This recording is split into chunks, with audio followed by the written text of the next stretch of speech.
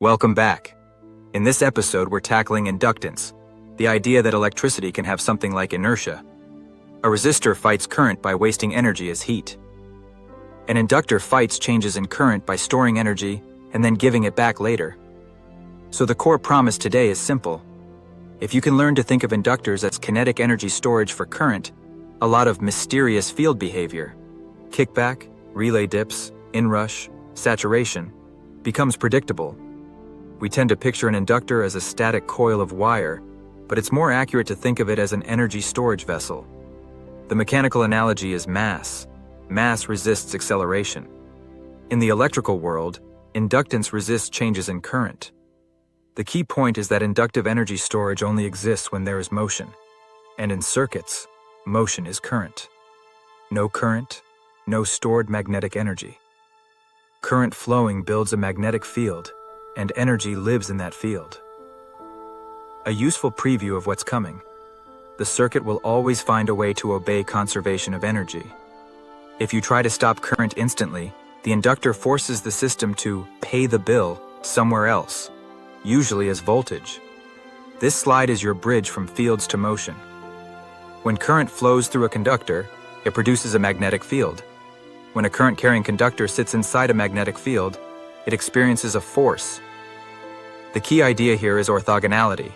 Current direction, magnetic field direction, and force direction are all at right angles to each other. That's why right-hand rules matter. They're bookkeeping tools for a 3D phenomenon.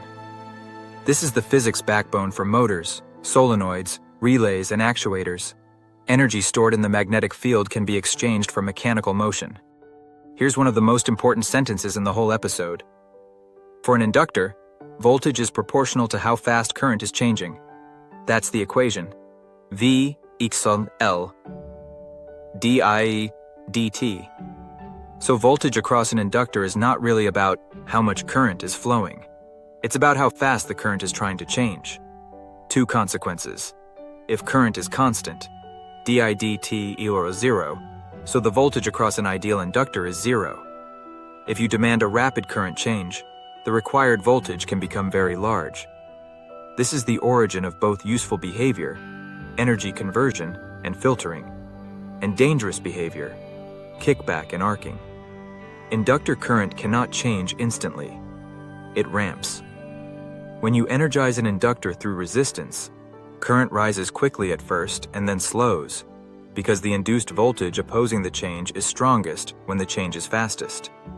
When you de-energize it, the opposite happens. The inductor tries to keep current going. If the circuit provides a safe path, the current decays smoothly and energy leaves the field gradually. If the circuit does not provide a path, the inductor creates whatever voltage is necessary to keep current going, often by forcing an arc, punching through insulation, or destroying a semiconductor junction. So the circuit isn't being spooky, it's simply obeying conservation of energy.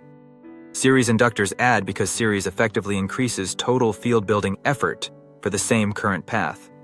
So in series, L total equals L1 plus L2 plus L3. Parallel inductors reduce total inductance because the current splits between branches. So in parallel, the reciprocal relationship shows up. 1 on L SAS total equals 1 L1 plus 1 L2 plus 1 L3. This mirrors the practical idea. Parallel inductors provide multiple current paths, so each individual inductor has to fight less current change. This is the classic field lesson. You open a switch feeding a coil and get a snap, sometimes literally. When the switch opens, the circuit suddenly tries to force current to 0, but the inductor cannot allow instantaneous current change, so it responds by generating a high voltage of whatever polarity is required to keep current moving in the same direction. That voltage can climb until it finds a discharge path, arc across contacts, punch through an insulation, or damage to a transistor output. This is why flyback diodes, snubbers, MOVs, and RC networks exist. They give that current a controlled path while the field collapses. A relay coil is a nice, real-life proof that magnetic energy is doing work. When the relay armature moves, some of the electrical energy being stored in the magnetic field is converted into mechanical work. That energy has to come from somewhere, and you can sometimes observe it as a dip or change in coil current during the pull-in event, depending on the drive method and measurement point. This is a great moment to remind learners. Instruments don't just measure electricity, they often reveal energy conversion in real time. An inductor behaves like a dynamic battery in the sense that it can temporarily act like a source to keep current flowing. When current is increasing, the inductor fights the increase by developing a voltage that opposes the change. When current is decreasing, it fights the decrease by developing a voltage that supports the existing current direction. So in troubleshooting terms, inductors can flip roles. They can be a load while storing energy and a source while releasing energy. This explains why you can measure surprising voltages around coils during switching events. Inductance isn't just about wire, it's about the magnetic path. A magnetic core changes how easily flux can form. The inductance of a coil increases strongly with permeability of the core material number of turns, and turns matter a lot. Note the squared relationship, cross-sectional area of the magnetic path, and decreases with magnetic path length. The takeaway: if you change core material or geometry, you change inductance dramatically. That's why the same-looking coil can behave very differently depending on its core and construction. Ideal inductors do not exist. Real inductors have winding resistance, DCR, which causes heating and voltage drop, parasitic capacitance between turns, core losses, hysteresis and eddy currents, depending on material and frequency. At higher frequencies, you also run into skin effect. AC current crowds toward the surface of the conductor, increasing effective resistance. So if a learner expects an inductor to behave like a perfect L at all conditions, they'll get confused fast. Real components are compromises. Core materials have a limit.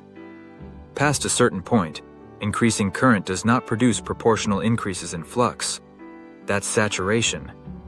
When a core saturates, inductance effectively collapses. And when inductance collapses, the inductor stops fighting current change the way you expected.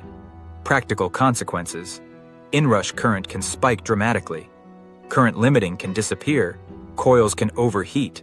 Power electronics can fail because the waveform suddenly stops behaving nicely. A saturated inductor is a very different component than an unsaturated inductor. Inductive circuits are governed by differential equations, but simulation tools handle them with small time steps. The conceptual loop is: use circuit laws to compute voltage across the inductor, convert voltage into change in current using di equals VL, dt, update current, and repeat. This is the same idea you used in the capacitor episode. Physics becomes a time-stepped update rule. The win for students is that simulation is not magic. It's the laws of circuits plus a clock. Inductors are everywhere because controlling current change is incredibly useful. Common real-world uses include chokes and filters to reduce ripple and noise, energy storage elements and switching power supplies, coils that create force, solenoids, relays, motor windings limiting di/dt, and shaping transient behavior in power systems. Any situation where we want current to be smoother, slower, or controlled. If capacitors stabilize voltage, inductors stabilize current. That pairing is why so much power electronics relies on both. Let's summarize the mental model. Inductors store energy in a magnetic field, and that storage requires current flow. Inductors resist changes in current. The defining equation is V equals L, di/de. Voltage is proportional to the speed of current change. Inductive kickback is not a nuisance mystery. It's conservation of energy showing up as voltage. Real inductors have non-ideal behavior: resistance, parasitics, losses, and saturation. And before we wrap up, sincere thanks to Tony Kupalt and the open source community for making high-quality technical education freely available.